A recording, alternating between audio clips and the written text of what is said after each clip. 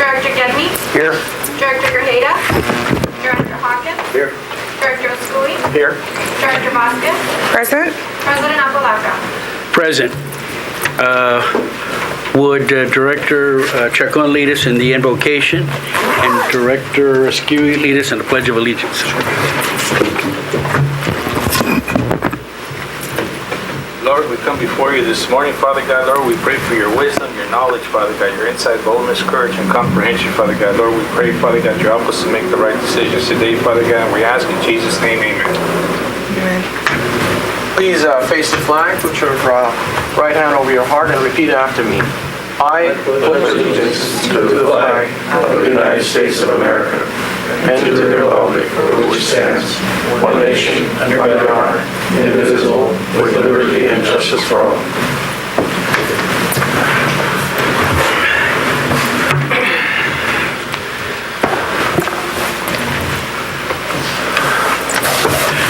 Public comments and presentations, do we have?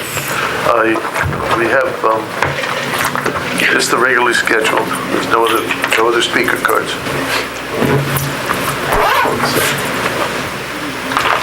So who's lead us on the Tammy will start this up. discussion on the Good morning, directors. morning? So the election process for Metropolitan Board Chair is underway. Members will be asked to cast their votes for a new chairperson next month in October. As you're aware, the Metropolitan Board is comprised of 38 members representing 26 member agencies throughout Southern California.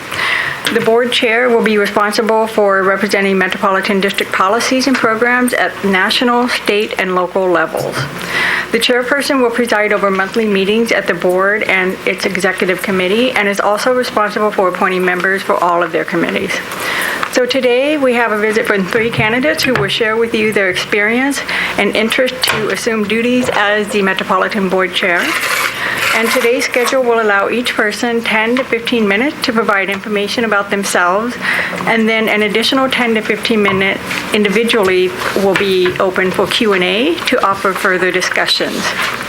So folks here today with us include Steve Blois, Director for Calleguas Municipal Water District, Michael Camacho, Board Director for Inland Empire's Utilities Agency, Gloria Gray, Board Director, West Basin Municipal Water District.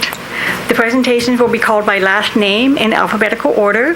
And with that, I'd like to welcome Director Steve Blois in joining us and invite him to come up and introduce himself.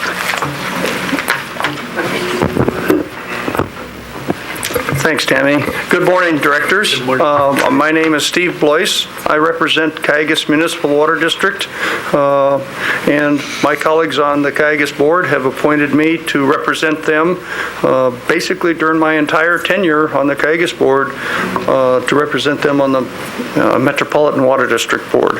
I currently serve there as the elected secretary of the board, and want to talk briefly. The last thing that happened is a few months ago, I was appointed to represent Metropolitan on the Delta Conveyance Design and Construction Authority, which is charged with building California Water Fix. So this morning I want to talk a little bit about my experience. I want to touch briefly on my beliefs, what I stand for, and I want to talk a little bit about future of MWD, and then I'll be happy to entertain any questions you have. So, I'm a contractor. I started working literally in the trenches at the age of 14 for my family's construction business. Water treatment plants, sewer treatment plants, and that's what I've been doing basically my entire career until my younger brother decided that he wanted to run the company and he bought me out. So I am currently retired with nothing better to do but spend a lot of time arguing about money and water. So, one of the things that I did early in life at the age of 16 is spent my senior year of high school as a foreign exchange student on a little island in Germany. I learned there that there are lots of different cultures in the world, and people all over the world, while they're different, they think different, speak different languages, their wants and desires are all the same. When I was there, Neil Armstrong walked on the moon. Life changed for me when I got back to America. It was a different world. I had matured much more than many of my colleagues. It was a life-changing experience for me because it broadened my worldview and made me a much better listener. I then went to college, spent 4 years in San Luis Obispo, became an engineer, and learned a whole lot about life's lessons while I was away at college too. So fast forward, started working full-time in the family construction business. Worked from San Diego all the way up to the Bay Area on various projects and pipelines. And gradually worked my way up through the ladder, starting out, literally as a laborer in the trenches, operating equipment, laying pipe. Joined a couple of unions along the way, and then I moved into the office, started doing estimating, project management, learned about books, and became for the last 20 years of my career president of the company. So I was in charge at one point of over 200 people and their families, and it's a responsibility that I took very seriously. These were salt of the earth guys who were very, very important to me and my family, and so we did what we could to build California's infrastructure and provide a good living for our employees. Along the way, one of the things that you do when you're running a local company like that is you get involved in various civic organizations and you give back to the community. I first started out by joining the Ventura County Contractors Association, quickly became their president, served as their president in the early 90s. Also got involved with the Boy Scouts. Early on as a kid, I was an Eagle Scout. I guess I am an Eagle Scout.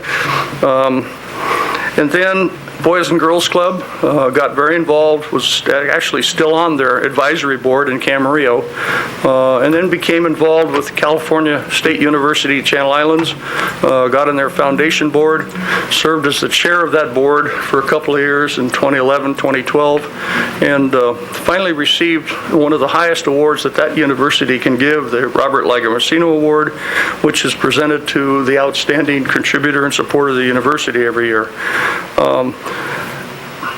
That was just what you did, to be a part of the community. After I served on actually what I did then is I volunteered to go get involved with the Associated General Contractors of California. The AGC is the largest contractor association in the nation. They're headquartered in Washington, D.C., and their state organization is up in Sacramento. I ended up going through the chairs and served as state president of the AGC in 2007. After that stint, while I was still the past president of that organization, Governor Schwarzenegger appointed me to the Regional Water Quality Control Board, RB4, here that serves LA and Ventura County. I served on that board for 4 years, had the distinct advantage or disadvantage, depending on how you look at it, of being in the minority most every vote that we took. One of my I guess antagonists, the guy that came to every meeting and always had something to say, who at the time was president of Heal the Bay, is now my colleague on the Met board, Dr. Gold. Dr. Gold and I don't agree on very much of anything, but I have to tell you, we do respect one another. He's a really smart guy. I respect his opinion, and I believe that he respects my opinion too. Still doesn't stop us from arguing.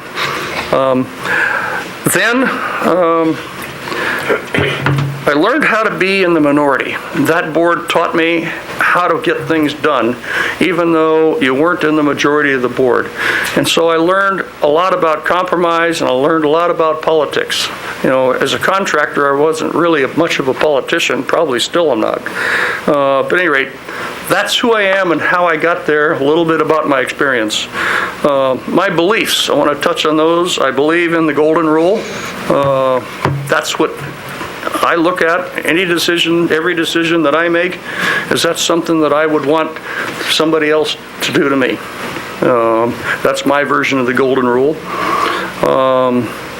I believe in a level playing field. I don't think that it's fair for people to be giving unfair advantages unless they earn it. You got to earn what you're given. I believe strongly in the work ethic, hard work, and being fair. I also believe that in the case of Metropolitan Water District, all of our member agencies should be treated equally. There's a lot of posturing that has been going on pretty much throughout the history of MWD, where various agencies are trying to cut a better deal. That doesn't fly with me. I think that what's good for one has got to be good for everybody else. That's what makes Met as strong and as vibrant an association or association of water agencies as it has been and will need to be to continue. As far as the future of MWD, first and foremost, we took a big vote. The last time I was here before you, I was pleading the case for California Water Fix. Evidently, I was successful. You joined in the effort, and we took a vote. It was a generational vote. A lot of people have characterized it as that, and it's true. That is the single most important project in the immediate future that's on the desk, on our table right now, is to make sure that we continue on, carry through, and get this darn project built.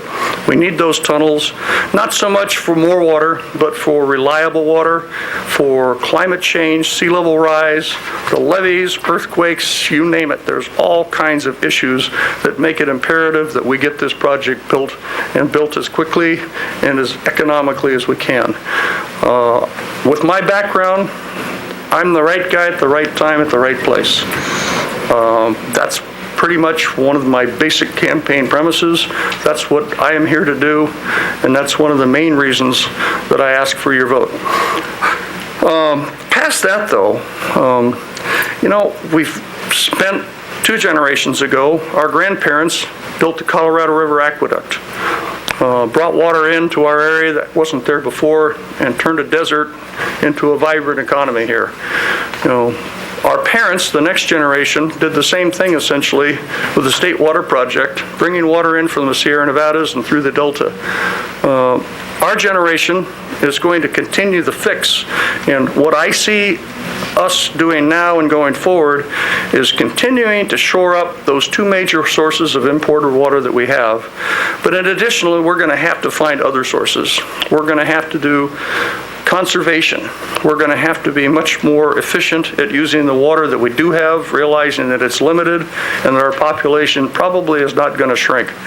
We also have to realize that we have huge opportunity for recycled water, for treating brackish groundwater, for even desalinization. All of those things are not cheap, and we have to be really smart about which ones we do first and how we prioritize things. My belief is that we need to be looking at all different possibilities, but we need to be very sure of our prioritizations so we don't go spending $4,000 or $5,000 an acre foot on water in a desal plant when we could be doing a brackish water treatment plant at a third of that cost somewhere else.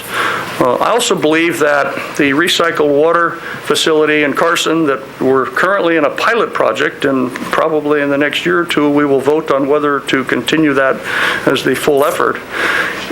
That doesn't directly benefit Cayugas Water District because there's no way that we can get water from there up to Cayugas. But I do believe that the indirect benefit is worth it. And again, it's part of my philosophy is what's good for one is good for the whole. That allows other people who can get that water to use that water instead of other water that now is freed up for Cayugas to use. So we definitely have a strong indirect benefit that I believe is worth the cost of that project and other projects like it. Maybe you'll have some sort of a project that would be built up in Cayugas that benefits us directly. It also has to benefit the rest of the Met family for it to be considered a viable project, in my opinion. Same thing with San Diego, same thing with pretty much any of our member agencies. If a project is good enough for them to consider, then it should be good enough for Metropolitan to consider also, because if we're getting new water, that water benefits, at least indirectly, all of the other member agencies. So that's just kind of my belief there. One of the things that we'll be doing going forward is spending a lot more money on maintenance and repair. We've got really no other huge imported canals and pump stations that lift water over the Tehachapi Mountains, the mega projects as they'll call them. So we're going to be spending our money on maintenance and repair in the future. That's going to change the project delivery system. We're already talking about it in Finance Committee and an Engineering Committee about, do we need to look at our governance differently than what we have in the past? And the answer is, yeah, probably we should. We need to be more efficient about how we do our business in Metropolitan, recognizing that times are changing, and we've got a different situation going forward than we have in the past. We need to build more flexibility into our delivery system. The system's worked really well at bringing water and letting it run downhill all the way to the ocean.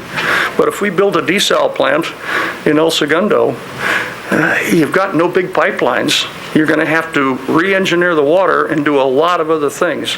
We should be considering putting pump stations to pump water backwards where the water only goes one way now, so that our system becomes more flexible than it is, so that we can better serve all of the district with these potential new sources of water that we're thinking of developing. It just makes sense to make the system more robust.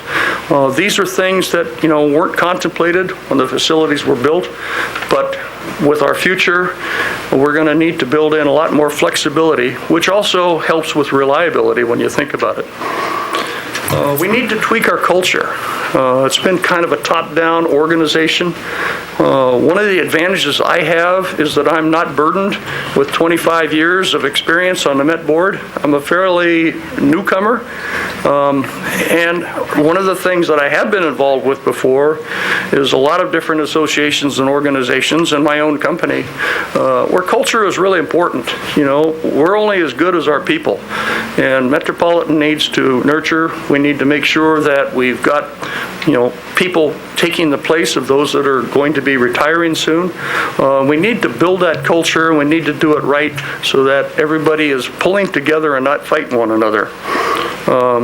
And we need to build consensus.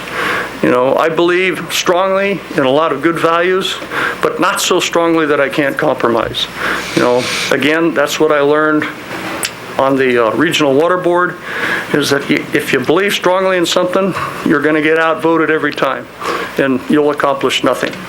But you've got to figure out, are there compromises that can be done? And that's how stuff gets done, quite frankly. So those are my principles. I ask for your support. I'm happy to answer any questions. Thank you. Are we now going to go to the next, and then they're going to come back? Question? Director Duncan, are you going to take questions? If there are any questions We're gonna for Director have Boyce questions now? while he's here, Oh, okay. thank you.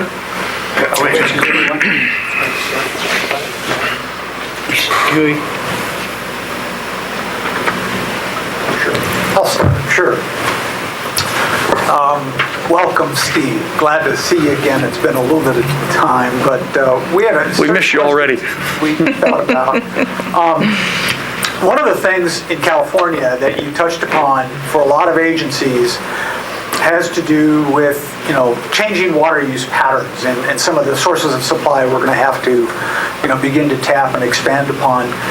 One of the areas, both here at Central District as well as at Met, we continue to see, I think, our declining sales. So we build budgets based on projections, we follow those projections, but we don't quite achieve those sales, which have real agency impacts. Give us your perspective on that. How do you see, Met taking a look at what the projected sales are versus what actuals are starting to show, both for your agency, because that impacts this agency as well. But if you could talk about that. That's a great question, and one that's pretty obvious to me. What we're doing with our LRP program and a lot of our other programs to conserve water is we're telling people not to buy our product. And that's an unsustainable business model. The answer is we have to keep doing that because that's the world we live in today. It's a finite resource. We're going to have to deliver water, and there's going to be less of it and more people. So that says we got to change the model. We're going to have to figure out different ways to, get revenue. And I don't know what those ways are as I sit here and speak to you today, but I do know that what we have right now, if we continue on with no changes or tweaks at all, will eventually, we will not survive. So we're going to have to change how we charge for our product, and we're going to have to do it really wisely and smartly so that we incentivize conservation and all the other local resource programs, and yet still have enough income to where we can deliver the water, which is our main business. Very good. Very good. Thank you. Just one last kind of follow-up, or maybe an observation on my own part, for both my own company and for our agency.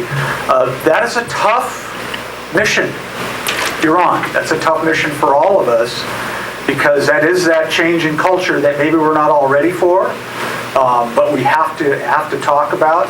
I know in my particular company's perspective, being regulated by the PUC, every time a project or an issue came up, just go to Met, just go to Met, just go to Met. And I had to go back the other way and say, are you listening? Are you listening? Are you listening? So thanks for that perspective. Thank you. Director Skew. Good morning, and thank you very much for your presentation. I enjoyed listening to it. We touched on that a little bit, but compromises and you learning overseas while you lived in Germany, that how important it is to be able to listen to perspectives from the other side and find those compromises. Having said that, how do you, can you give us some examples of the ways that you would influence the current relationship with San Diego County Water Authority, and how that relationship can be strengthened? Great question. That's been a thorn in the side of every director, with the exception of their four, and actually their four too. I could say that it's unanimous on the entire Met board that we all wish that we could be done with the lawsuit. I have for 4 years now been talking with their directors, trying to figure out a solution. For the first year or two, I tried, okay, we can fix this. And it's not that simple. They've got some real issues. They've got some a history. The answer, though, is that you got to keep working at it. You got to keep looking for changes, be them big ones or little ones. They're going to ask for the moon. We're going to say no. We're going to ask them to change. They're going to say no. If we continue doing that, we'll get absolutely nowhere, and we'll spend a lot of tax or ratepayers' money needlessly. So that is really the big thing, the big argument that I've been trying to push is, guys, let's figure out how we can use our ratepayers' dollars without having to sue one another and pay a bunch of lawyers. It comes down to the issues. They're going to want something. We need to listen to them and figure out if there's some way that we can give them a part of what they want, and hopefully they will reciprocate by saying, okay, that's a step in the right direction, we can start there.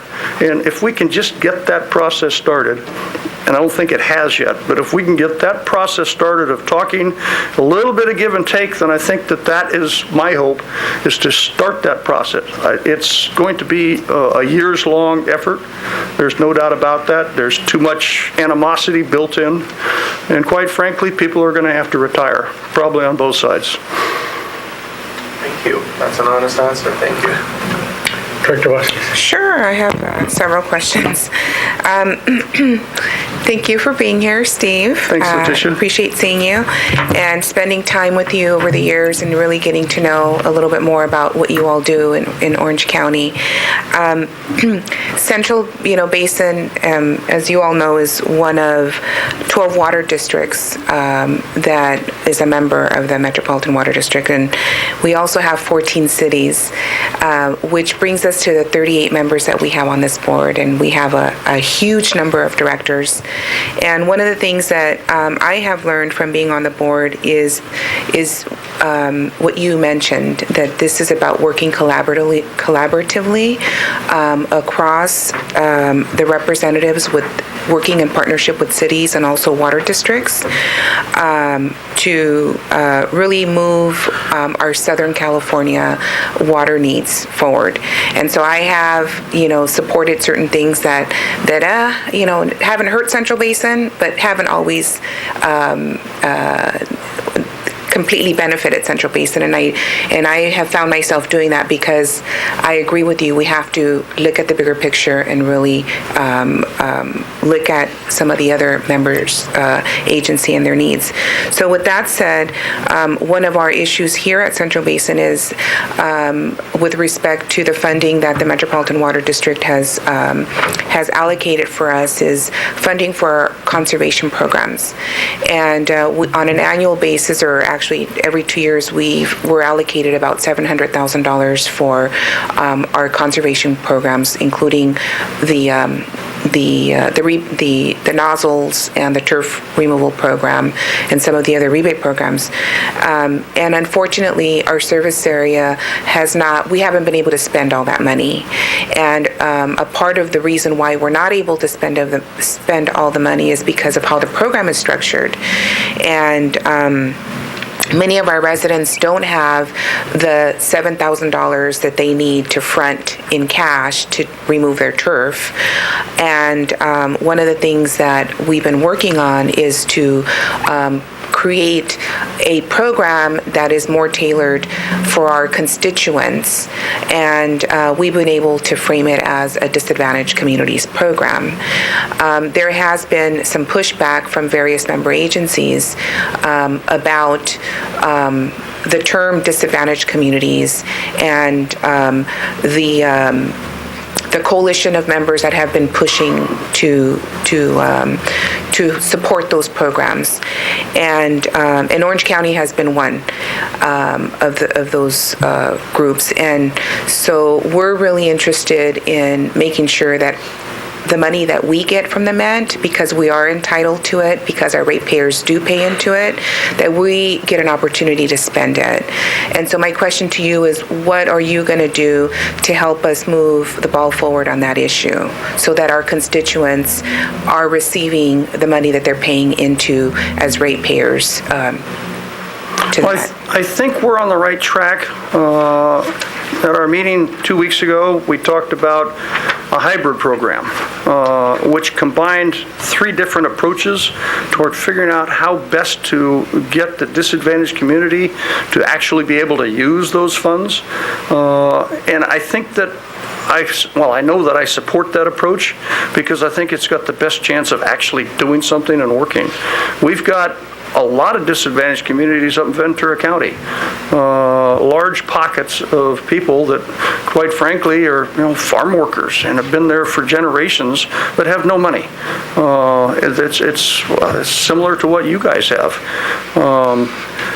They could benefit also from those programs because you're right, they are not able to utilize the conservation money with the program the way that it's set up today. So I think the answer to your question is we're on the right track at MET with this hybrid approach to figuring out how to change the conservation programs so that it's more tailored toward the disadvantaged communities. And I will push to make that happen, and I'll listen to you, I'll listen to my purveyors and Oxnard, City of Oxnard, El Rio, Island Acres. Those are the folks that, can tell me, firsthand how it's affecting them and what needs to be changed for them to utilize those funds. Okay, thank you. Can I ask, I have another question. As you know, we have 26 member agencies at the Metropolitan Water District, all with very distinct needs and positions. Central Basin is actually the 3rd largest out of the 26, the 3rd largest in terms of population. We have a lot of residents. However, the Metropolitan Water District Act, when the Metropolitan Water District was created, basically states that directors will be appointed by the assessed value of the property in the region that they serve. So even though we're the 3rd largest agency in terms of service area, we only have 2 directors. We only get 2 appointed directors on the Metropolitan Water District, which is kind of upside down to me. And at this point, we stand to actually lose 1 director because we're right at that cusp. And so my question to you is, what can you do, or what will you do to help support the retention of our 2 board members at the Metropolitan Water District? Mind you, we have had discussions about introducing legislation before the legislature that would change the calculation to simply add that an agency can choose either by population or by assessed value. And we brought this discussion to the board, I think it was last year, and many of the individuals, San Diego, actually, Orange County delegation didn't support that. And so our goal is to keep 2 members. And my question to you is, what will you do to help us achieve that? So, great question. Going back in history a bit, Cayugas was in an identical position you are, and we lost a director. So I've been there, I've seen the ramifications of that. I thought a lot about how to answer this question and about the issue, because it's not a new one, as you point out. I believe that whatever we craft, and I'm not opposed to crafting any deal, quite frankly, but whatever we craft has to apply to all the member agencies equally. In other words, I will not support a carve-out or a special deal for Central Basin, or for that matter, any of the other individual member agencies. So if we come up with a deal that says that, you can keep a second director even though your percentage falls below whatever the cutoff is, then it has to apply to all the others too. That sets up a situation where a 38-member board becomes 59. I've got to think about that, and that will be up to the vote of the directors on the board. I won't oppose it as long as it's fair. But I've got to think about the governance issues that would be presented if we did have a 59-member board. As to your references to legislation to change the MET Act, I'm not opposed to that either. I just say that, we'll need to look at the merits. And again, if it applies equally to all of our member agencies, then it might not be a bad thing. Thank you. Thank you. Have 2 more minutes. Okay. We have 2 other If directors. anyone else wants. Bill. Director Chacon? I'd like to ask you a quick question. What is your view on diversity on the executive positions at Metropolitan? I think that we need more diversity. If you look at the population versus our upper management, it's not really representative. The question from a practical matter is how to get there.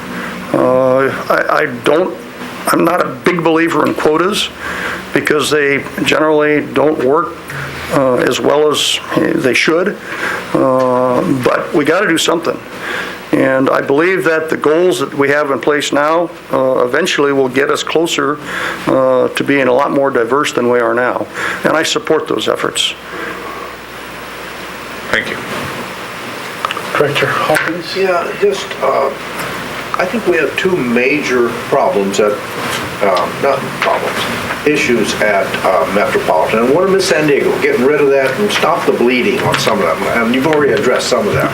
The other thing is I think we're going to take the stage for the whole United States on the tunnels. And I think it's something that we're going to have to put people together to direct us to get good PR on it, to do it, because I mentioned to you a little earlier, already getting some press where they're just flat out lying about our tunnels and what we're doing and this sort of thing.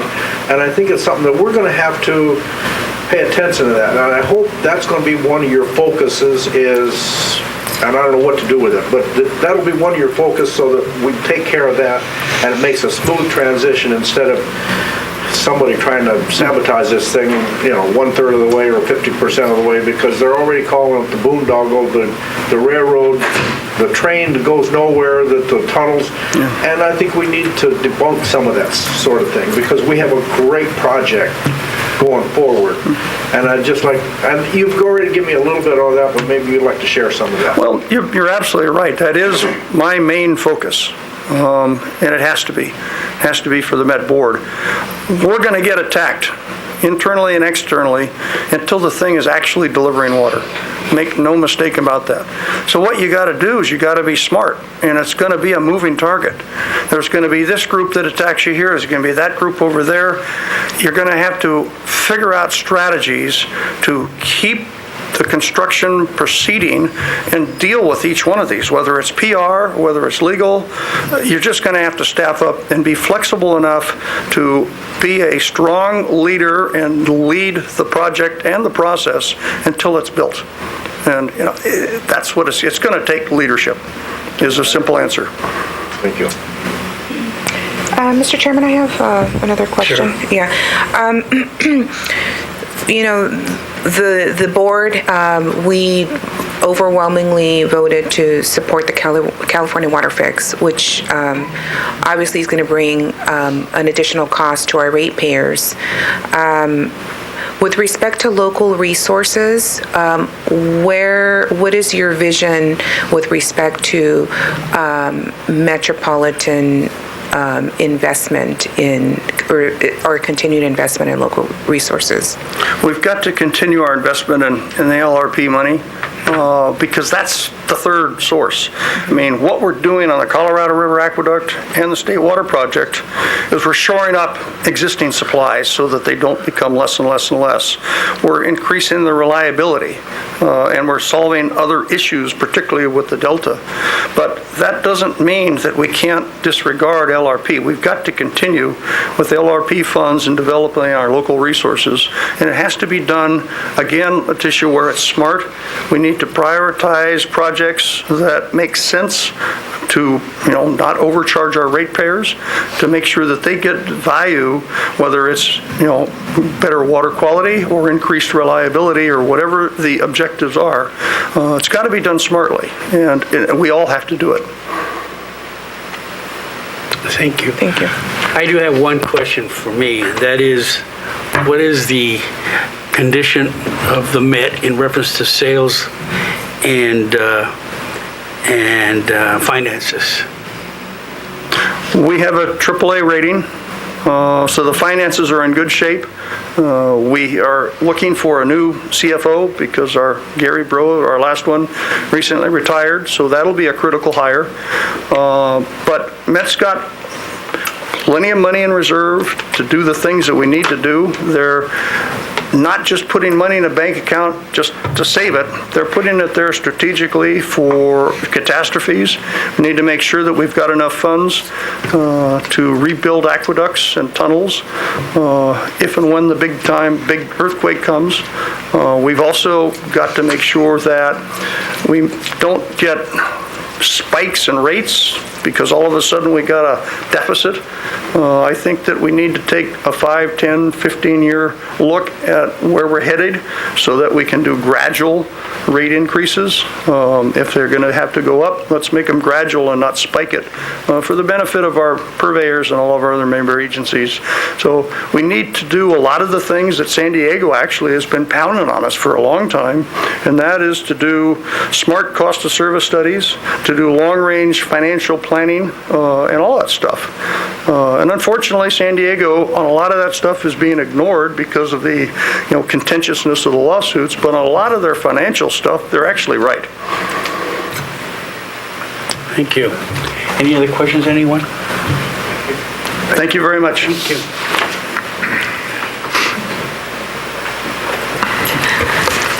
right. Up next, we'd like to invite Director Michael Camacho. He's the Board Director for Inland Empire Utilities Agency. Thank you very much. Good morning, directors, President Apodaca, board members. I'm so glad that Steve had all that information, so I don't need to repeat so much of what he said. I know many of you. I've known you for quite a long time. President Apodaca, Director Hawkins. Before I got into water, you had talked to me, mentored me on many things. Director Chacon, I believe you and I got elected to the water boards around the same time, so we've had a lot of interaction together, and Director Vasquez as well, working together at the Metropolitan Water District. So just a little bit about myself for those of you that don't know me. My name is Michael Camacho. I'm the Senior Vice President of Pacifica Services, engineering firm out of Pasadena. I've been with the company for 30 years. My father owns the company, and I've worked with him off and on my entire life. In different roles, construction management, project management, involved in program management, business development, and operations of the company. I appreciate you all taking the time this morning to consider giving me support for the chairmanship at the Metropolitan Water District. I've been elected at the Inland Empire Utilities Agency for 10 years now. I'm in halfway through my third term. I've been at the Metropolitan Water District now for 8 years. I've been very involved, and in fact, I've had to write down the assignments that I've had there so I don't leave any of them out. At the Metropolitan Water District, I am the current chair of the Real Property and Asset Management Committee meeting, which I find to be very important. These are all the assets and properties and facilities of the Metropolitan Water District. I'm the vice chair of Organization, Personnel, and Technology.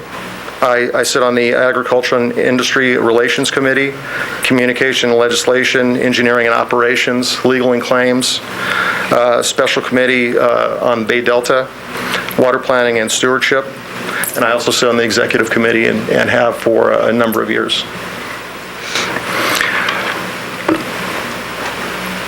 The reason why I am so interested in pursuing this chairmanship is I see so much splintering and division at the Metropolitan Water District, and it's not necessary. I believe that everybody needs to be heard. All districts have different issues. We come from different regions and have different needs. But I do believe that all agencies need to be heard equally. We need to address each other's issues. We need to partner with each other and build consensus. And of the many things that all three candidates can do, I believe I'd be the best one to help build consensus, to be a listener for all of the water districts: San Diego, LA, Central Basin, Inland Empire Utilities Agency. Every agency has their own issues. Every agency has their own needs.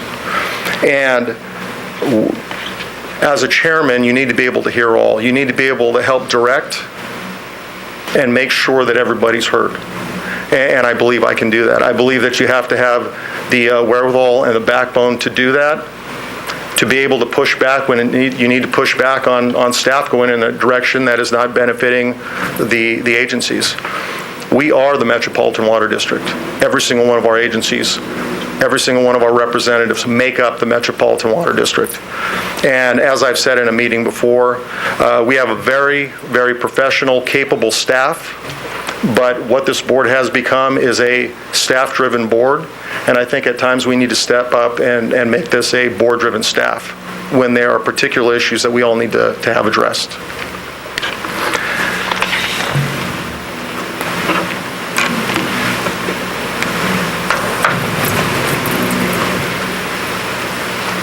I believe I'd be a unifying voice in diverse communities.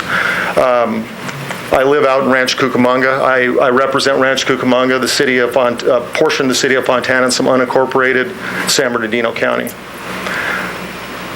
Before I moved to Rancho Cucamonga some years ago, I grew up in Montebello. My father's from East LA. My mother's from Monterey Park. I know this area.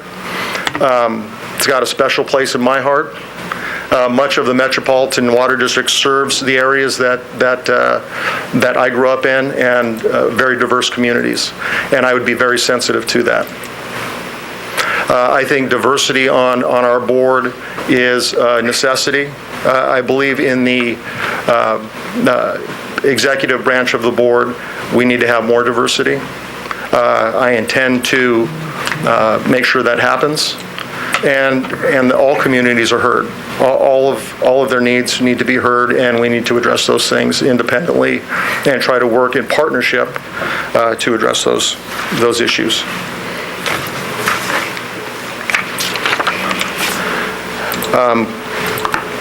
Director Vasquez brought up, and I guess this could go into some of the question and answer, getting dollars and projects to our disadvantaged communities, I think is an absolute necessity. How we do that, those can be some challenges that can be worked through. I believe it can be, dollars can get to the communities through policy, policy and structure of the programs, basically. And if we're able to do that, we can get the funds where they need to get. So everybody that is involved here at the Metropolitan Water District gets their fair shake for these local water resource projects. I was very happy to be a part of the California Water Fix vote.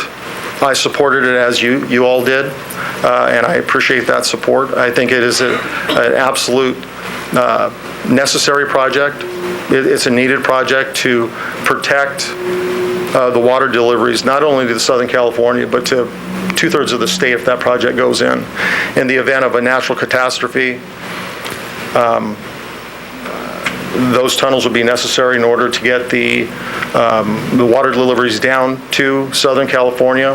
But in the event of a natural disaster, it's my understanding that the governor has the authority to declare a state of emergency and can divert 30 to 40% of the flows to other areas of the state that he deems to be necessary. And if we have the twin tunnels, if need be, we can take a larger gulp to get it down to Southern California while diversions are going to other areas of the state. It's an exciting time. It's an exciting project. I only touch on that because it's one of the biggest things that we have to do right now. This would be the equivalent to me of building the California Aqueduct. This is today's California Aqueduct project. This is an absolutely necessary project to protect the water deliveries for, again, 2/3 of the state of California. And we're absolutely the direct beneficiaries of that, to have a safe, reliable source of water. I did not have quite as much prepared as my colleague, who I commend him for his world travels and all of his experiences. I too have been in the industry my entire career.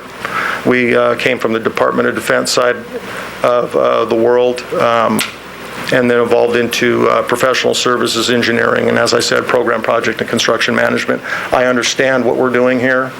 Our job as board members and as the chairman is to be an advocate for the Metropolitan Water District, the projects, and to be an advocate for the agencies that make up the Metropolitan Water District, and I intend to do that. So if there are any questions that I can answer, I would love the opportunity to try to answer those best I can. Director Hawkins this time. Well, I think you've heard some of the ones that we've already talked about. Sure. And I'm glad that you're with the California Water Fix, because this is something that is going to be a real benefit to us, but we can also capitalize, because I've already seen a magazine where it mentions mega projects and we were on top of all of that sort of thing. So we're going to see across the United States, and I'd just like to make sure whoever is our chairman makes that a priority for whatever they do. like I said before, solve San Diego, and then let our committees kind of float and do what they need to do. I think Randy's record and Randy's way of leadership, I think, has worked very well.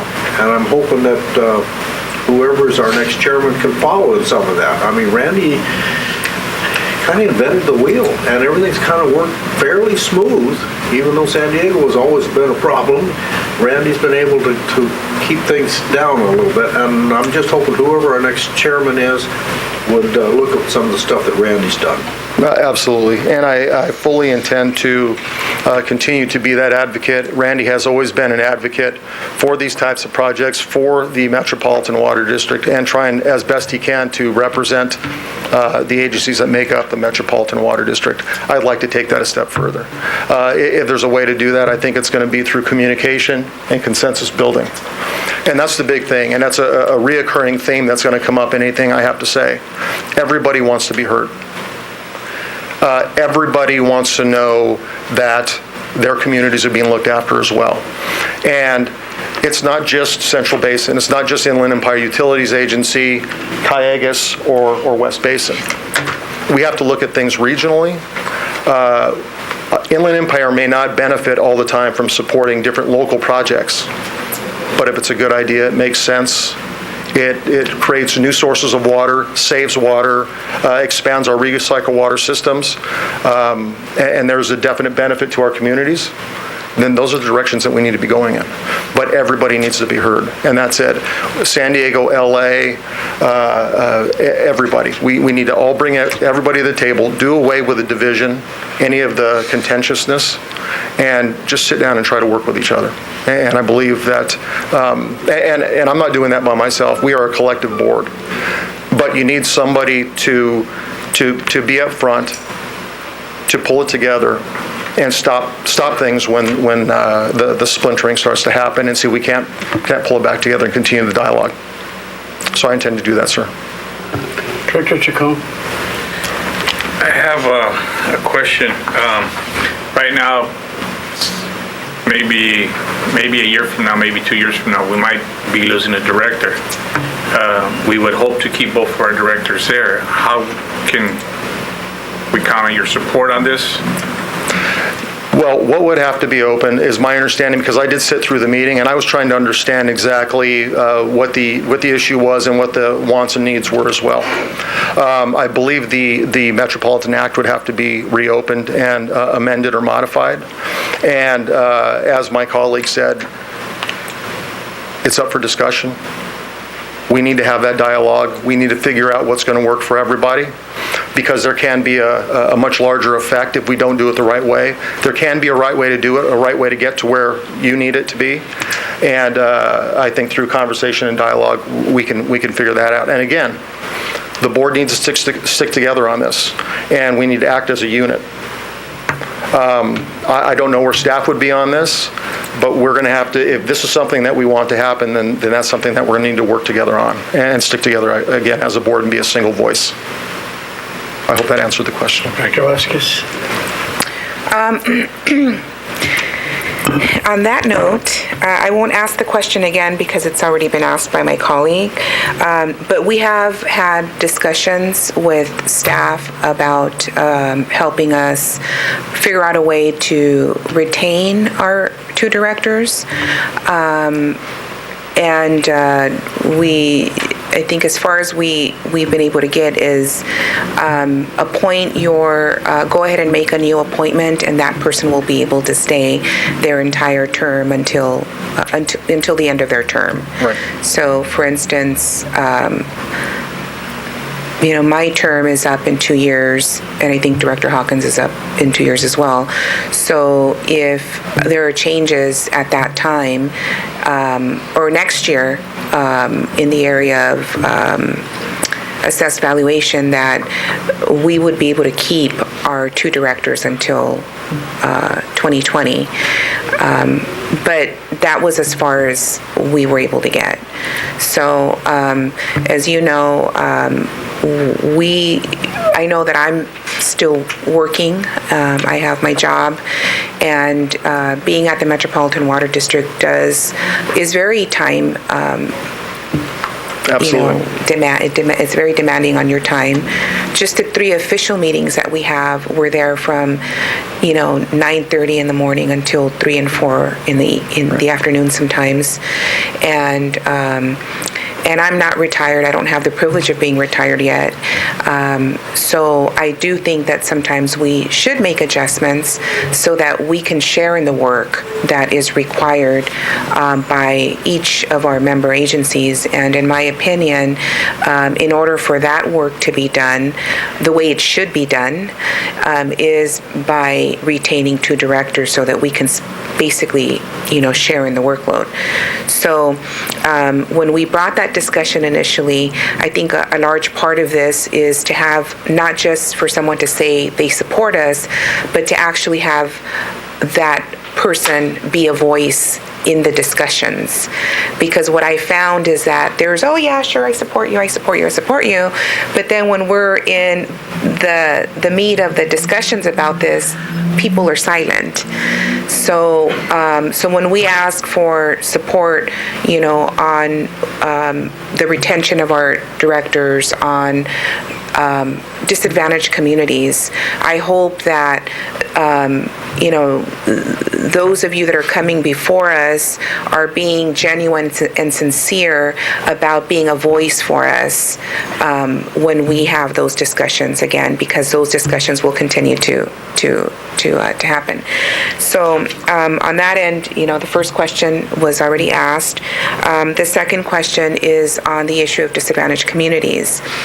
And again, Central Basin is not asking for special treatment on this. We're not asking for a special allocation. What we are asking for is for some flexibility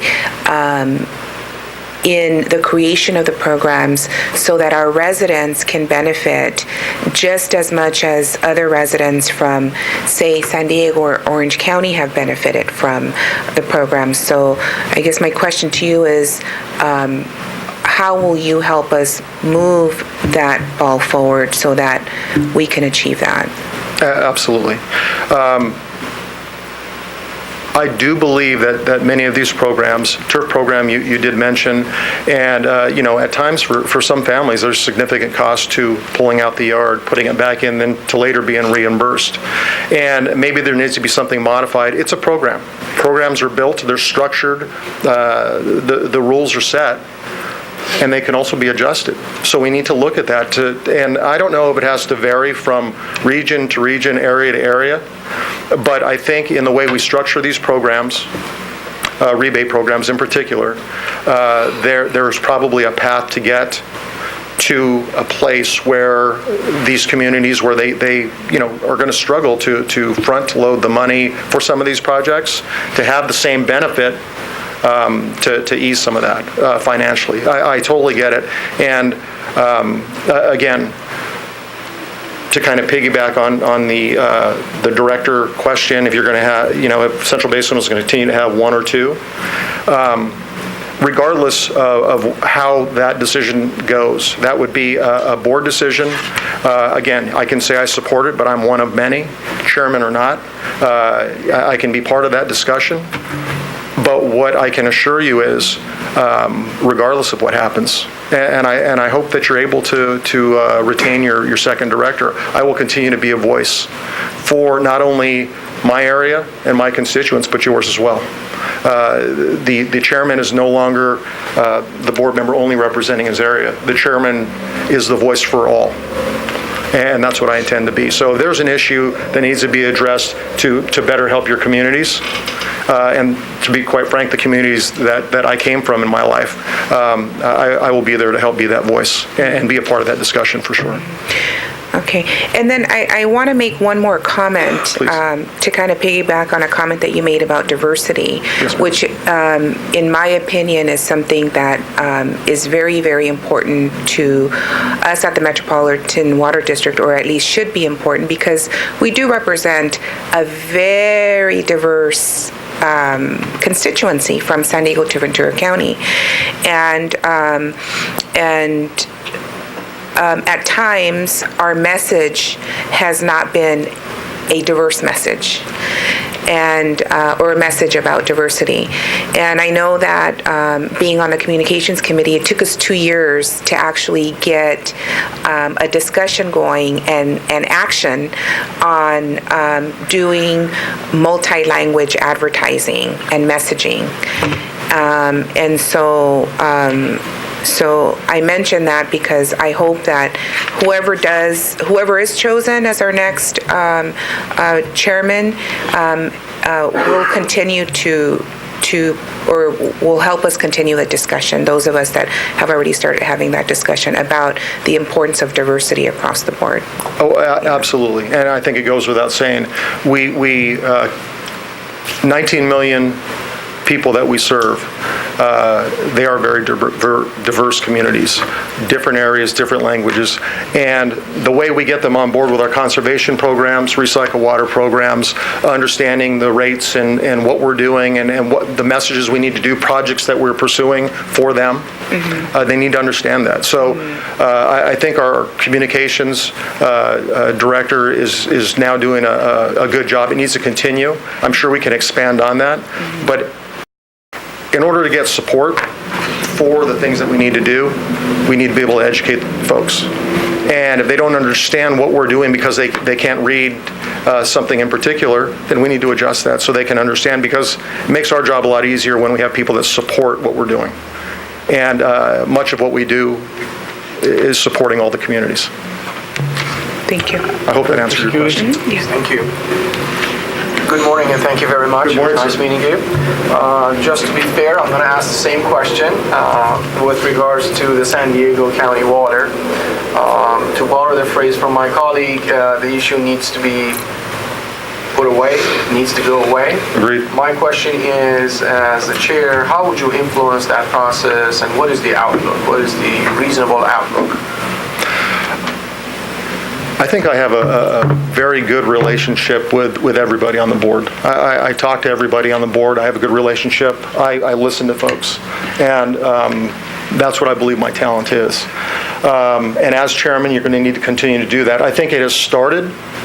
Chairman Record started talking with Chairman Muir down in San Diego, who is going to be leaving, and there will be a new chairman coming on board. And as I said before, I believe anything to do with any success at the Metropolitan Water District is going to be through communication. There's going to be give and take. There's going to be concessions. And, you know, if both sides aren't necessarily completely happy, you probably have a pretty good deal. And I think we can get to a point where they feel they're being heard, and they should be. Los Angeles is going to be heard, and they should be, as well as Central Basin and other districts. It's all going to be through communication, giving everybody a seat at the table and a voice. And then we can work through it through discussion and get to where we need to be. So that's where I believe, that's where I'd like to go. I want to continue the dialogue, and I don't want to stop. I want the lawsuits to stop. That's a tremendous amount of money that is being, they're making attorneys very wealthy, and no disrespect to any attorneys in the room. But it's just not needed. There's better ways. Thank you. Yes, sir. Director Kennedy. God bless you. Thanks again. Michael, I'm going to ask the same question as well. You know, in the Finance and Insurance Committee, it's talked about water sales, and I think it's been a big issue this year. But how do you think the district is best, Metropolitan Water District is going to best deal with the fact that sales are down and that equates to lower revenues? How do you see that issue being addressed if you're successful? Well, I think the board is going to have to help guide that discussion. I think we have a lot of very smart professional staff that are looking at that and evaluating it. I think it's inevitable. Sales will drop if we're coming up with recycle water projects, desal projects, local water resource projects, but that's really where we want to get to. so we can be diverse, so we're not completely reliant on imported water all the time. We want to have that balance. And I think we can get there. I think we're going to have to look at cost controls within the Metropolitan Water District. If you look back 30 years, water rates have gone up tremendously. I mean, if you want to do a comparison, it is inevitable. Things do get a little bit more expensive, but I think if we manage it well, we look at cost controls, if we look at expanding into other programs and areas, we may develop some new business within the Metropolitan Water District that can balance some of the revenue loss. Thank you. Yes, sir. I do have one final question. Yes, sir. As all of you know, I've been on the Met Board over 14 years myself. And it's very challenging. Challenging for who you are. And you being of that background, you have a challenge, a big challenge. Yes, sir. Unfortunately, there are cliques in different counties, and what I wanted to have you address is your relationship with the different communities, and do you feel you could bring people together because they haven't been in the past? Absolutely. Great comment, and I don't believe I'd be categorized as belonging to any clique, any particular group. As I said, I have discussions with, talk to, listen to everyone. I don't believe if you ask any of the directors there that I am aligned with any group in particular. We all need to work together. Cut and dry. We have the LA area, we've got Orange County, San Diego. We all need to work together as one. The chairman needs to be the voice of the board, collective board. I'm not an independent. I'm the guy who gets to stand up and be an advocate for whatever the board wants. We all need to be heard. And that's all there is to it. It's going to be through communication and give and take. I truly believe that, and I'm excited at the possibilities, and I believe we can all get there. Thank you. Yes, sir. Good. Tammy, where are we going from here? Thank you all very much for your time. It's great seeing everybody again. Oh, do you have your sunglasses? Oh. Thank you. All right, so I'd like to invite Director Gloria Gray to come up. She represents the West Basin Municipal Water District. Thank you, Tammy. Thank you so much. Good morning, everyone. Morning. First of all, let me thank the board for convening this special board meeting to hear all the candidates, and I want to thank my colleagues, fellow candidates who are running. I think it's really important to have this meeting because chairman of Metropolitan Water District is a very important position, and so I think it's very important to hear what we all have to say. And before I go through my resume, basically talk about my experience, I'd like to ask Patrick to give Tammy or someone my resume. Or you do have it? Okay. You do have it before you.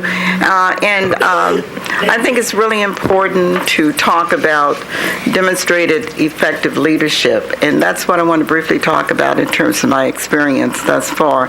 My career basically is healthcare. I was in LA County for over 30 years, and I recently retired as an associate hospital administrator. I served on the school board in the city where I live for 2 terms, and I was president of that board for twice. And also, I have been a union member for many years in LA County. In fact, I'm still a retired union member, so I do understand the concept of working families and things like that because I do continue to support it.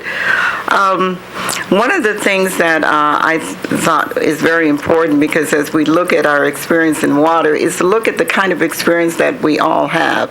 And I have experience at a statewide level, a regional level, and a local level. I was actually recruited to serve on West Basin's Water District Board back in 2009. And at that time, I think West Basin and Central Basin had just split because the two agencies were together. So I didn't have the pleasure of working with all the board members during that time. And so I've been in water for a number of years, 9 years actually, no, 12 years. And so I was recruited to serve on that board. I was fortunate enough to win the seat, and I have found that water has been absolutely fascinating to me. I love water policy, and one of the things that I did in LA County was to work in communities. I was a community liaison in the department that I served, so I got to meet a lot of people in the communities and understand some of their needs. I served on a number of nonprofit boards. In fact, I serve on boards right now, like the South Bay Workforce Investment Board. I've received an award for them for community service. I'm also involved in PB Jobs, which is an organization that helps folks, give them a second chance. And so I do believe in community service. That's why I bring that up. Now, water, since I've been on the West Basin Board, I was appointed to the Santa Monica Bay Restoration Commission. I've been on that for several years. I'm on their executive committee. I also serve on Aqua, their board, and so those are some of the other boards that I'm involved in water. Water has been very important to me, and my colleagues selected me to serve as their representative on the Metropolitan Water Board after 2 years that I had been on West Basin Board. And so I've served on Metropolitan for 9 years, 12 years in water, 9 years at Metropolitan Water District Board. And I've served under two chairmen. And I've been in a leadership position for 7 out of those 9 years I have served on that board. I've been a vice chair for 7 years. I've had the I'm fortunate to be appointed as chair of the Water Planning and Stewardship Committee, which is a very important committee that's part of the Metropolitan, because that's where all the projects and programs come through. And so I have been chairman of that particular committee for a number of years. I'm also vice chair of the Communication Legislation Committee, which is another important committee because we interact with our elected officials on issues, legislative issues that are concerning Metropolitan. So I have been part of the face of Metropolitan because I've been on the executive committee for a number of years. I've been engaged in all the issues. I've met with a number of representatives on that board. One of the things that I do when we do have new members that come on the Metropolitan Board, I usually invite them out to lunch to get to know them and get to hear their issues, because I think it's important that we do that.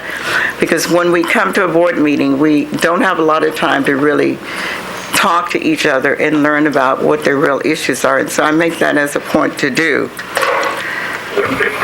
My statewide experience is when I was appointed by Karen Bass to serve on the Delta Stewardship Council, and that was quite an honor because I was the only woman and also the only person of color on that statewide board, which was agency, which was formed by former Governor Schwarzenegger, and it was to address the Delta. We had co-equal goals of ecosystem restoration and water reliability. And so I was fortunate to serve on that board and honored. I served on that board for about 5 or 6 years. And so I learned a lot. I was the only representative from Southern California, so I represented all of us on that board. And again, I just want to stress that I have demonstrated leadership, experience. I think it's important to be able to recognize that it's great to have people who want to become leaders and do things. I just want you to know that I do have a vast depth of leadership experience in terms of my background. I do want to talk about the fact that I think it's important to know why I'm running. I heard one candidate, and probably both of them talked about that. Water fix, obviously all of us know that vote has happened. And it really kind of created a divide on that board right now. Even though each agency has their own different issues, and that's fine, that's what a democracy is all about. But my leadership style, and I think this is important in terms of looking at a candidate and their leadership style. My leadership style is building consensus, listening, and I've heard some talk about that. But if you really look at my background and look at the things that I've done, and that's why I want you to read my resume, is that has been my leadership style throughout my career, because I have served on many boards. In fact, the Delta Stewardship Council Board was a very prestigious board, and I served with former state senators, and Director Hawkins is probably aware of Phil Eisenberg and Pat Johnson, and I served with a judge on that board, and here I was from Southern California. But you have to believe in what you believe in. And so I am one who will listen, I will learn, but I will make my own decisions. So I'm very independent in that way.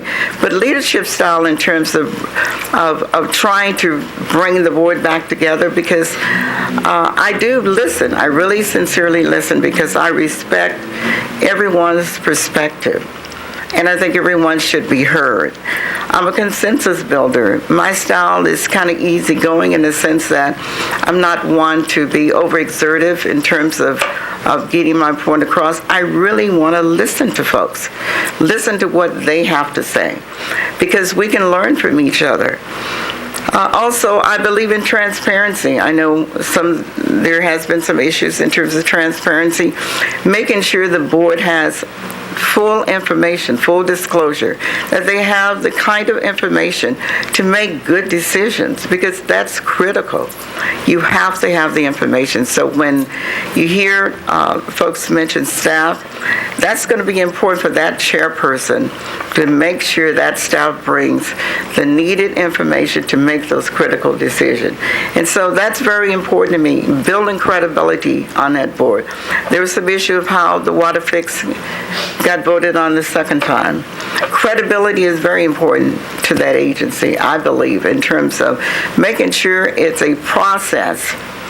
The board has a process that is balanced, that is equitable, and has the information that it needs to make a good decision. And so I think it's important that you do have a chairperson that brings a process, because the chairperson conducts the meetings, basically. We're only one vote, whatever our percentage is, but we do play a key role in making sure that our board members are informed and that they have the right information so that they can make critical decisions. There was some discussion about San Diego. Very important. Not only San Diego, but all the member agencies, and there's a lot of discussion about that right now, but I do believe that for me, when I've been faced with conflict or on a board, you can figure out some commonalities. If you listen to folks sincerely and you have a sincere effort to really want to come to some agreements. And so I've been a part of the committee. I think that Michael mentioned that the chairman had set up to a task force, special task force, to meet with some of the San Diego representatives, including Mark Muir, the president of the board. And I do believe there's a sincere desire to really come to some resolution. Yes, there's compromises. Yes, there's give and take. But I think it's important to come in with the right attitude that we really want to resolve these issues with San Diego. And so I think on both parties, that desire is there. I certainly know my desire is there to resolve those issues. And I do believe there's some issues that they may be small issues, but they're a start. Once you start there, you can build credibility with whomever you're dealing with. And so that's my style of trying to come to some conclusion when you look at really issues that are challenging. Some of the other challenges as it relates to Metropolitan, I think has to be obviously with the water fix. That was a big vote. Extremely important to all Californians, Southern California. I truly believe that. And West Basin was one of those agencies that supported it. I know there's some discussion about the cost analysis, how it will affect our ratepayers, and I certainly am interested in that because I'm a community person. I certainly want to make sure it's cost effective. And so moving forward, we've got to figure out what that means. But again, you've got to have a process that is fair and equitable and brings all the information that board members need to do that.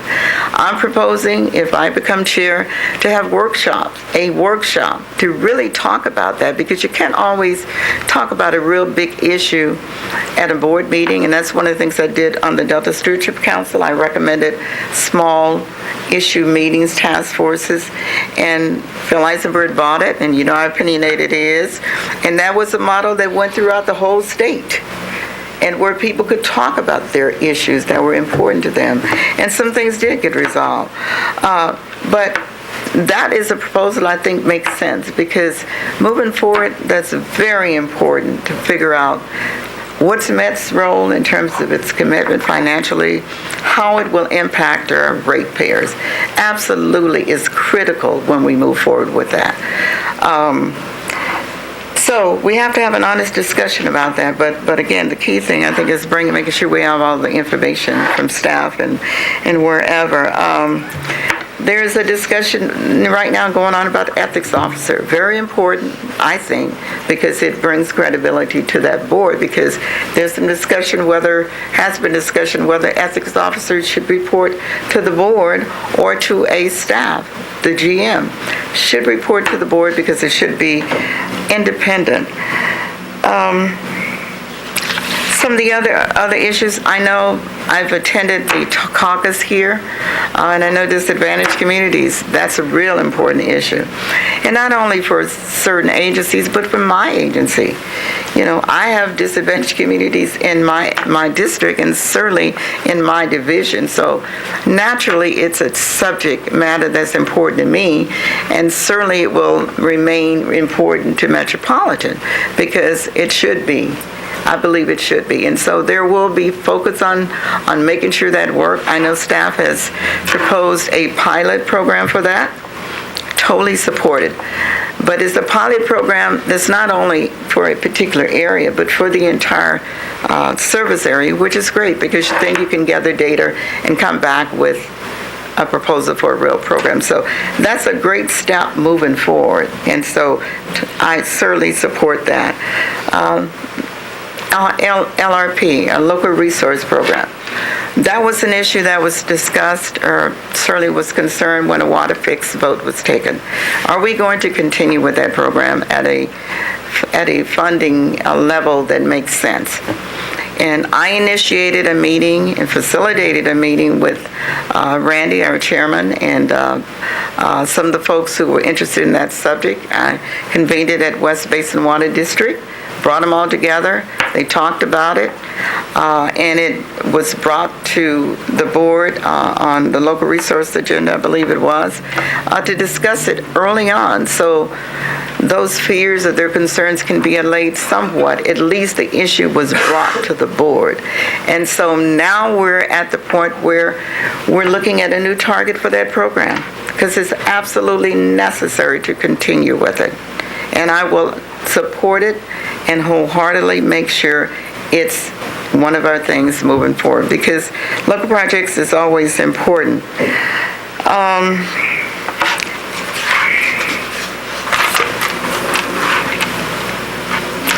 Someone mentioned about diversity, and maybe it was in terms of leadership. I certainly, obviously, support that. I believe that it should be a balanced leadership. I support a balanced leadership style. It's not about who you like or don't like, or even the two candidates who are running with me. I believe that leadership is within every district. And so you've got to present that balanced approach. Because I believe that perspectives from different regions or agencies, it's important to the democratic process. I don't believe in backdoor dealings on, especially really important project. I'm not naive. I know people talk, that's fine. But I believe in transparency. I believe it should be a balanced approach. I believe leadership should be spread across agencies. Certainly we have the big agencies like San Diego and LA, and we have Central Basin and West Basin probably following, but we have other agencies, and so I think it should be a balanced approach because you do learn from folks. And so I think that's important to have a diversified and balanced leadership style. Water fix cost analysis, I kind of talked about that. Very important. I know we have a JPA, a financial JPA. Randy is on that one, and I think he will be a great representative. Steve is on the GPA for construction. He has that kind of background. Great. But we still have some really important issues to look at. Water fix is not over. We don't know what that means moving forward. Assessed value, I know that's an issue for you guys. I know it is. I know recently the numbers came out that I think you're about 5.04%. So you just kind of made that 5% cutoff. And so that was good. But moving forward, we've got to have an honest discussion of that issue. It's got to be brought before the board. Democracy, it's the majority. So I certainly support. It's got to be brought forward to the board. Staff needs to know there's an earnest issue and concern, and that we want to hear it. We want to figure out what do we do about it. And so I am committed to making sure that all issues are brought to the board in a fair and equitable way, and as much information that's needed as necessary, because I know that's been one of the issues that has happened when I have gone around meeting with the different caucuses and agencies, because we've all gone around meeting with them. And so I've met with quite a few, and you do hear the need for full disclosure, full information, whatever you need to make the decision. You do hear for credibility. You do hear about transparency. You do hear about letting the board make the decision, not a group or whatever particular do that, and trying to come to some consensus. You may not be able to come to consensus on the big ones, but you can figure out some things that you can come to an agreement on. And so that's what democracy is all about.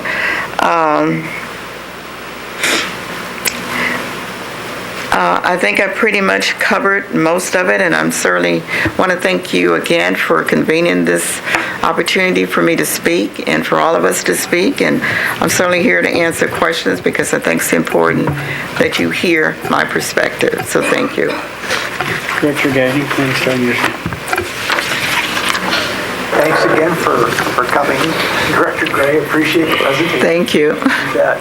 I'm going to stick with my standard script. I'm going to ask about water sales and finances and impacts, and how you can see with declining water sales, how you see through making sure Met remains whole as much as they can. Right. Well, it's my understanding that I believe our 2-year budget was based on 1.7 million acre feet of water sales, and I believe last year was about 1.6, and I think that reduction was because we've done a great job in conservation, which is good in a way, but we've certainly got to figure out how to balance that moving forward, because there are a number of local projects on the horizon, which means when you do develop local projects, that's the whole idea, to get off of imported water, the recycle projects or whatever it is. So we've got to figure out, have a real discussion about how do we balance that moving forward. You certainly look at your budget to figure out if you can decide on some efficiencies that you can do, some reductions or moving money or doing whatever. But I think it has to be an honest discussion about it, because we are moving forward with local projects. We are. We don't want to be dependent on imported water, and that's the major revenue that Met has. That's their major revenue. And so I'm not sure if I don't think the board has had an honest discussion about that, because the reality is, again, we've got to figure out how to balance it. We're continue to push water conservation. We're putting money into it. We're pushing local projects. And so we've got to have an honest discussion. That's another workshop. That's a good workshop. How do we look forward towards the future in terms of Metropolitan not having to go into the reserve because your budget is off balance? And so I believe that's an approach. Thank you. Sure. Director Skewett? Thank you. Good morning, Director Good Gray. morning. Thank you for being here. Sure. I listened to you very carefully and learned a lot about your leadership style. Now, utilizing those talents and the particular attributes in your leadership, how would you apply that, again, the same question, towards resolving the ongoing issue with San Diego County? Well, thank you. And as I indicated, I've been a part of that process already, that discussion. And I have to tell you firsthand, I think there is really real effort to resolve it. Again, I think it's the process, trying to figure out what things you have in common, because the big picture is there. But sometimes if you listen and talk and you come in with an open mind, you can figure out what things that you can agree on. And that really you start to build trust, because trust is a real big factor in this whole thing with San Diego and Metropolitan, I believe. And so it's building credibility and trust that you really want to resolve some of those issues. And yes, you have to compromise. That's what it's all about. You can't get everything you want. But you have to try to figure out what's a balanced compromise, what's fair. But you got to start with small stuff. And again, I've been in those meetings, and I think Mark is sincere, and I think Randy is sincere. And I'm certainly sincere in terms of my leadership style in listening. I've met with some of the officers that will be coming in, because I think Mark will move off of president this year. And certainly the delegates. And in fact, I had a trip with Fern Steiner, but we're all decent people. We all have what we feel is important to our agency, and I respect that. But you have to listen and build some credibility with people. Thank you. Sure. Director Vasquez? I think all of my questions were answered in her presentation. Okay. Great. Same questions I had. Yeah, I think you've answered all mine too. I just had one thing I'd like to bring up is I was in one of the committees just recently, and I didn't realize we're going to have to watch our budget a little closer, because they said we had 60-some projects on wells and equipment that is our original stuff. It's over 50 or 60 years old. And I think that's something that we're going to have to watch there as much as anything, because it's going to be a big expense and something that somebody's going to have to follow through to make sure that all those items get repaired in the very near future. So that might be something on the budget side. Yeah, and those are good comments and certainly viable concerns. And so that's what the kind of things that the board needs to talk about. and you need to make sure it's on the agenda to talk about. You start with information and then you move on up. But that's what I would see my role if I'm chairman, to make sure those key issues are on that agenda so you can discuss them. And you have the information to discuss them and make good decisions about. So, in a word, it's priorities. I think somebody, and goes back to leadership, put the priorities in. Absolutely. And the priorities are determined by the member agencies, so what's important to them. Art? No comment? No question? I have final word. Bob? And Gloria, we've known each other quite a few years. Yes. And of course, I've always said to you, like I've said to Mr. Camacho, and I haven't had a chance to tell you, my other colleague, but I try to be fair. Sometimes it works out and sometimes it doesn't. And I just want to make sure that whoever's chosen is a person that really makes himself available and tries to support the changes that are needed here in Southern California. We have major challenges. And it's not just an engineering thing. I'm not an engineer, far from it. Yeah, Some of my I'm not colleagues are. either, yeah. But we have challenges. And you, as the chairman of the Met, have even bigger challenges. And so does Mr. Camacho, and so do you. Yeah. And I say so do you because I went to Villanova and Ojai in his area. So I know the makeup of his district. Yeah, well, So- yeah. Oh, I'm sorry. So I just want to make sure you're aware of that, and that if I can have comments from you about that. Well, first of all, I have big shoulders. I'm committed. And everything you've heard, I meant. I won't promise anything that I can't deliver. I only promise a fair and equal process that I can do. And so, you're right. It's important to be available to people. And you know me, Bob. I'm probably too much available. My family, probably my daughters tell me, Mom, you're always, on the go meeting with people because I have folks calling me about all kinds of issues. But I'm a community person, and so that's my background. I may be in water or education, but I learned that when I worked for LA County. That's what I did. I worked in the community. I worked with seniors. I worked with people who needed jobs. So those are all issues that impacted people. Didn't realize water impacted people so much, but I love water policy. But I've been fortunate to serve in positions where I understand the different roles. And you're right, you're not always at the table with that perspective, but when you are, you make sure that perspective is known. Anybody else for questions? Thank you.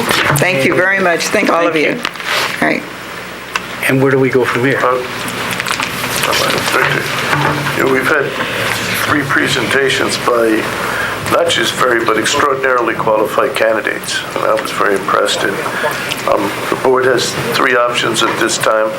One is, I think, the candidates were all not only very quality, had many similarities, several differences. We can leave it in the hands of the Met directors, and the Met directors can vote as their conscience tells them. We can discuss it again at the board meeting on Monday, and again, leave it in the hands of the Met directors. Or we can discuss it again on Monday and give a directed vote. It's up to the board how they want to proceed. So if you give staff direction, we'll be glad to do it. Well, let's get everybody's opinion. And start with Mr. Gaddy. Do you have your opinion about this? I would echo what staff has said about the 3 directors we have right now.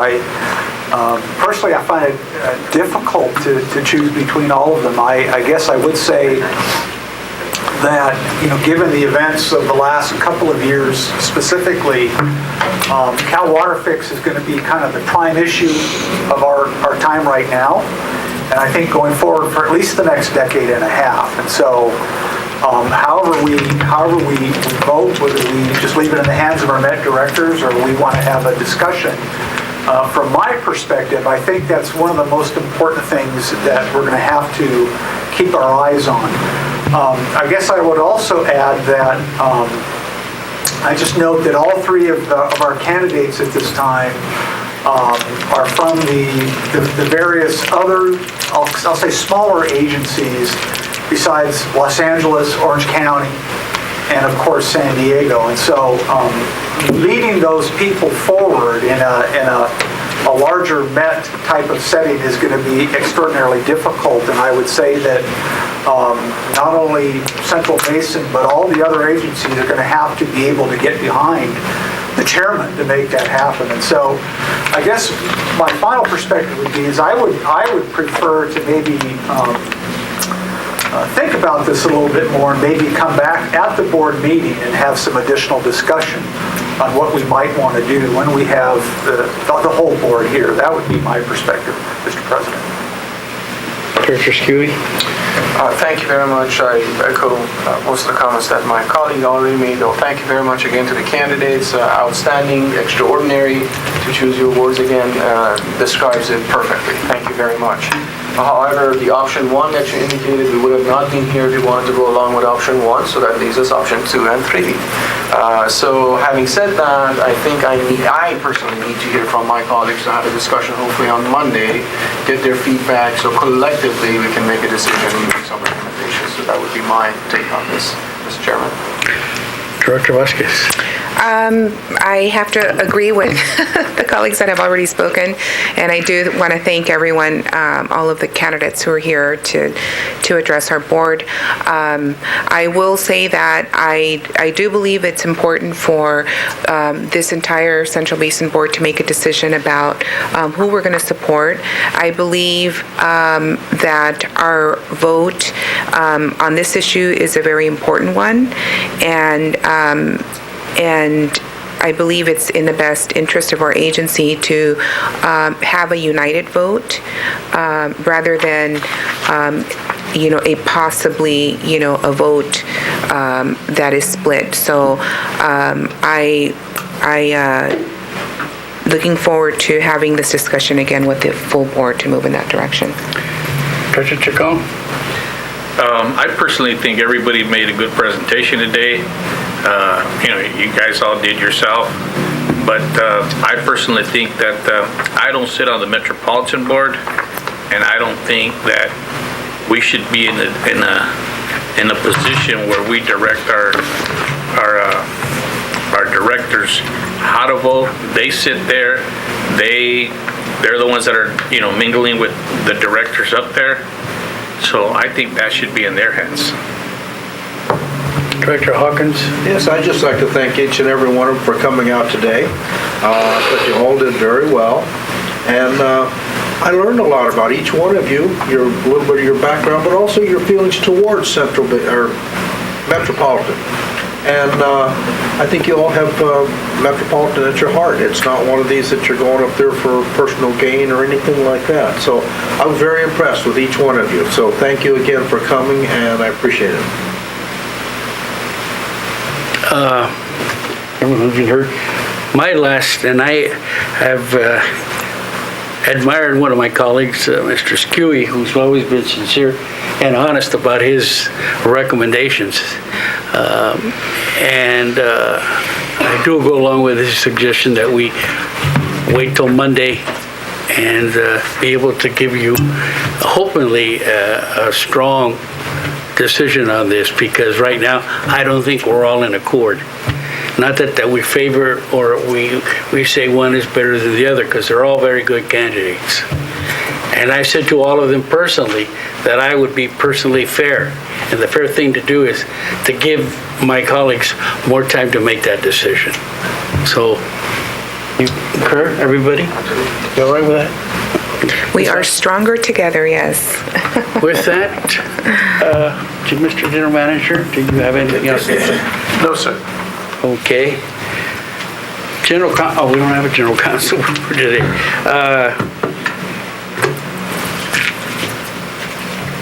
Okay, director's comments and future agenda items. Do we have any?